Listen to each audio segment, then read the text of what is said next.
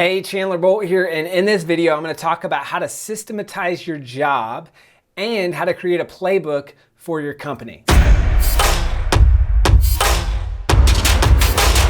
I'm going to make a bold promise and say that this might be the most important video that you ever watch, and this might be one of the most important videos that's on my channel. Systems, this is one of those things that I learned the hard way. You know, you kind of grow up through school, you learn to run this business, all these things, and then at some point I learned about systems, and it was like this facepalm moment where I'm thinking, why did no one teach me this sooner? This is the fundamental thing that I think is responsible for a significant amount of my success and our success at Self-Publishing School, and that's allowed us to grow so quickly, to hire more people, and to scale. Now, this is something I learned the hard way. It took me years to learn this, and the goal is in this video to shortcut this process for you. Now, there's two books that I recommend on systems first and foremost. Book number one is The E-Myth.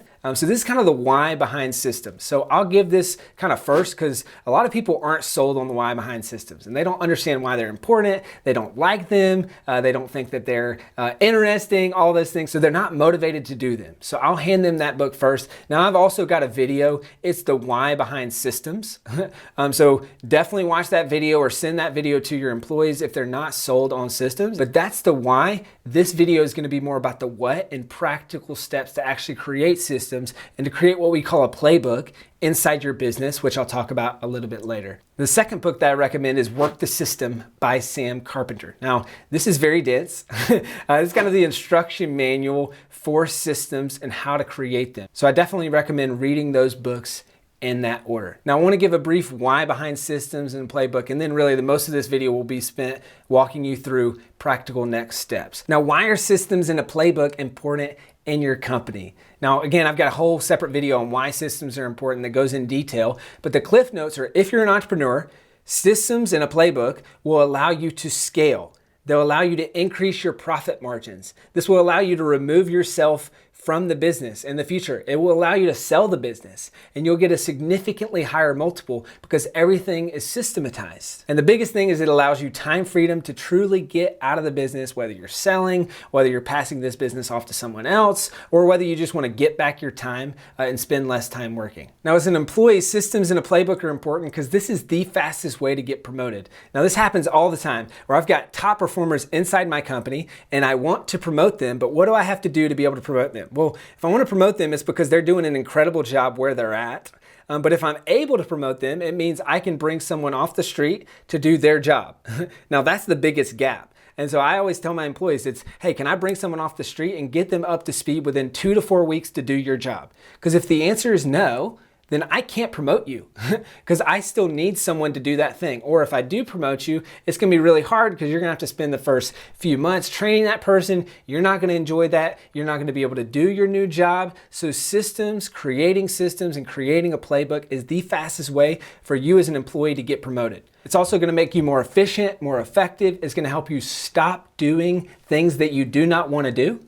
It's going to help you delegate. So those two things kind of go hand in hand. If I always, again, say this to my team members, if you don't like doing something, the only way that I can delegate that, or really the only way that you can delegate that, is to have a system that you can pass to someone else. So having systems, having a playbook will help you and free you up as an employee from those things. Now, first things first, what's a playbook? So this is a concept I learned from a friend and mentor of mine. His name's Dan Martell. And so the concept is, just like you have plays to run, your football team or your basketball team or all those things, those teams have a set of plays on how they run their team. Well, a playbook is a set of plays on how you run your business.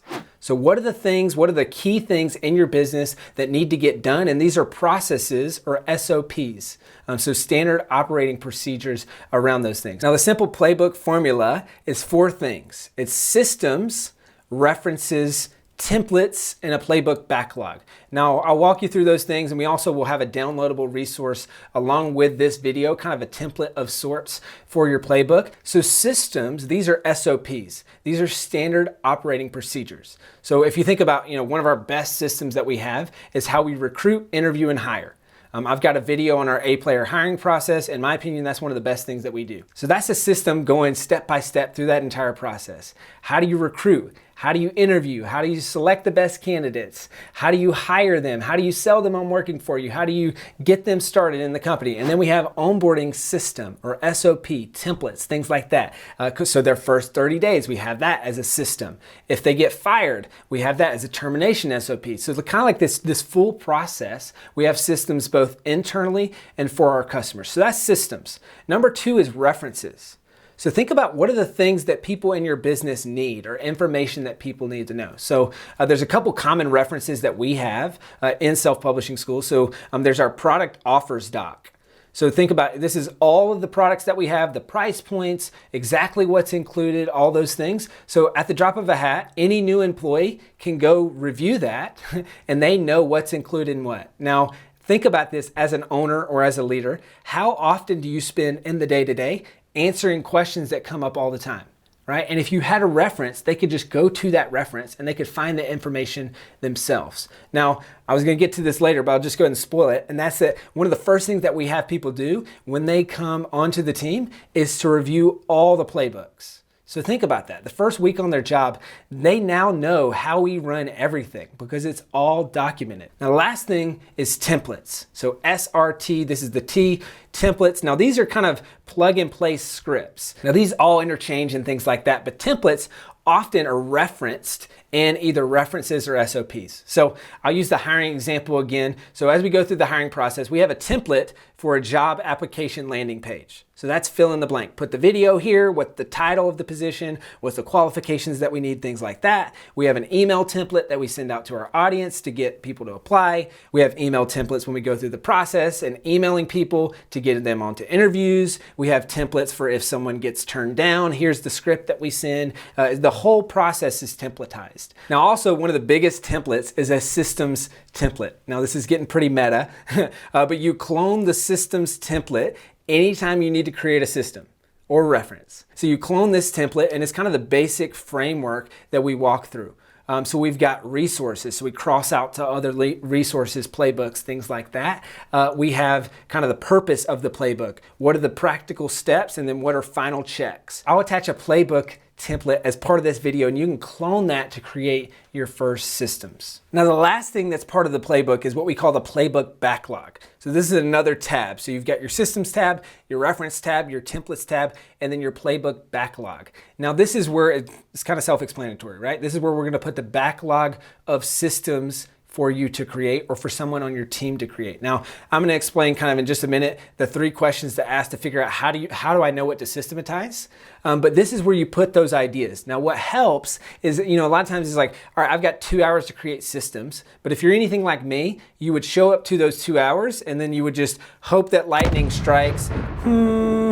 Let me just figure out what to systematize, right? It's hard to think of it. And I'm like, I don't even know what to do. But if you have this backlog, then you could prioritize is what's going to save me the most time and what's going to make the business the most money. And so then when I batch and have that, we call it Systems Fix Friday, where we'll fix systems on Friday afternoon. So it's this time that, you probably wouldn't otherwise use very fruitfully, but we can maintain and prune these systems on a Friday afternoon. So maybe you put those 2 hours in, and when you get to that time block, you have systems in this playbook backlog. So you're always building to this backlog, and I'll walk you through the 3 questions in just 1 minute. Now, last kind of overarching thing to think about here is that a playbook is kind of like internal content marketing.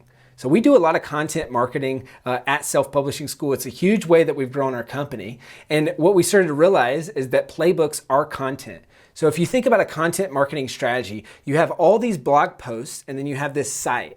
Now, in order for these blog posts to be found, they need to be keyword loaded. So we use Google Docs and Google Drive to house our playbook. This is really helpful because guess what? Google's a search company. So they're really good at search optimization. Now, internally, when you're in Google Drive, you can search keywords. If it's in the title of the playbook or anywhere in that playbook, it's going to be found. Now, that means though that you have to title these playbooks in a way that they can be found. So don't just say call script, maybe put phone sales script, because someone might search sales script, they might search phone sales, they might search any of those things, and we want that to be there so that they can find it. So that's the first kind of principle, is your playbooks need to be found, but then also, and this is very important, if you know anything about content marketing, you know that cross-linking is a big deal. So just like kind of I reference in these videos, I say, hey, I've got this other video. Well, if I don't reference that other video, like my A player hiring process video, you wouldn't know that that exists. But because I referenced that, now there's a decent chance that you're going to go watch that video. So you kind of increase adoption and widespread consumption of content when you cross-link within these playbooks. So this goes for your team as well, is when you have the resources piece, you want to link out to all the other helpful, relevant playbooks. Because again, the person might not even know that they exist. And if they don't search for them, they're not going to find them. But if I'm in this playbook about call review and I see the phone sales script, I see an example of a call review, I see a call review template, I see all these things, then I know that they all exist and I can go out. It's kind of like this branch where before I know it, I've got 5 to 10 playbooks open, and I've solved all my own problems because I know those playbooks exist, but I don't know that those playbooks exist if they're not cross-linked internally. So think of playbooks as internal blog posts and content for your team to help solve their problems that they're searching to get solved. Now, last thing, how do you know what to systematize or what should be playbooked? If you're anything like me, this is like, I was not naturally a systems thinker. So when someone said, oh, you should create a playbook or you should create systems, my first question was, well, what do I systematize? Like, I don't even know where to start. What should I create systems on? Well, I discovered these 3 questions. This is from Ari Meisel from Less Doing Boot Camps. And this really helped shift my mindset around what should be systematized. And this is what we use internally. So we train team members on this, and this helps kind of bubble up what should be playbooked and what should be systematized. Now, the 3 questions are this. Question number 1, does it take more than 5 minutes to do this thing? So any activity in the business that takes more than 5 minutes to do should have a playbook. Question number 2, is this something that I'm going to do more than once? So if this is a repeat process, it should definitely be systematized, because that's often the biggest time sucks in your business and the things that you can delegate to other people. And then question number 3, is this something that I do not like doing? Now, if I do not like doing it, then I want to delegate it to someone else as soon as possible. Now, that might not be for a while, but as soon as I'm able to, and as soon as the business can afford it, I want to delegate this. So as an employee or as an owner, we want to empower you to delegate those things. Now, the fastest way to be able to delegate it is to have a playbook and a system on that thing. So I want you to ask yourself these questions and keep this kind of as a North Star. I'd probably even write it down on a sticky note, put it on my computer, put it anywhere that you're working to ask those questions. And then as soon as you see something, you're doing an activity that either takes more than 5 minutes to do it, it's something that you do more than once, or something that you do not like doing, add it to the playbook backlog. This is so important. Add it to the playbook backlog, train your employees to add it to the playbook backlog. So now you can start working through those things. And this is kind of the whole eat an elephant one bite at a time. It's going to take a while to get all this stuff systematized. But as you get this stuff systematized, it's going to give you more time, more freedom, more profitability, get promoted, all those things. I'll give you a few examples and then I'll wrap the video. So the first example, yearly taxes. This is something that takes way more than 5 minutes to do it. It's something that I'm literally going to have to do every single year for the rest of my life. And it's something that I hate doing. So years ago, we were doing our taxes, and there's inevitably it was like, okay, what are all the things that we need to do? What are the different write-offs? You know, what's all this stuff? And then I just asked the question like, hey, why do we not have a playbook on this? I don't want to spend this time and ask these questions next year. Now, as a result, this year, actually just last week, my taxes were filed. I answered a grand total of maybe 20 to 30 minutes worth of questions, and my assistant followed the full playbook to get those taxes done. Now, other things to think about, your sales calls, your onboarding process, if it's a repeat project. So my mom's a realtor, so I always talk to her about, hey, what is your closing checklist? What is your listing checklist? What is your viewing checklist? So you should have checklists for all these things, because then you can start training other people in your business. So there you have it. That's how to systematize your job and create a playbook in your business. Now, I've got a couple helpful resources for you. We've got a just super basic template for a playbook, and also another template that I recommend is how to roll out a playbook in your company. So you can download that. The link will be along with this video. We've got kind of a playbook for how to roll out the playbook. So if you're trying to get a playbook off the ground in your company, download that template. We've got other helpful resources, and follow these helpful resources to create a playbook in your business. Now, I'd love to hear from you. Comment below. What's one thing in your business that you need to systematize? So maybe you have a playbook, maybe you don't have a playbook yet, but what's one thing in your business that you need to systematize? Comment below. What is that thing? So remember, it takes more than 5 minutes to do it. It's something that you do more than once, and it's something that you don't like doing. Now, those are 3 criteria. It doesn't have to fit all 3. If it fits at least one of those 3 criteria, you need to create a system around that thing. What's that thing? Comment below. Let me know. I'd love to get some good dialogue here. And as always, click the subscribe button. Subscribe for more videos just like this, and I'll see you in the next one.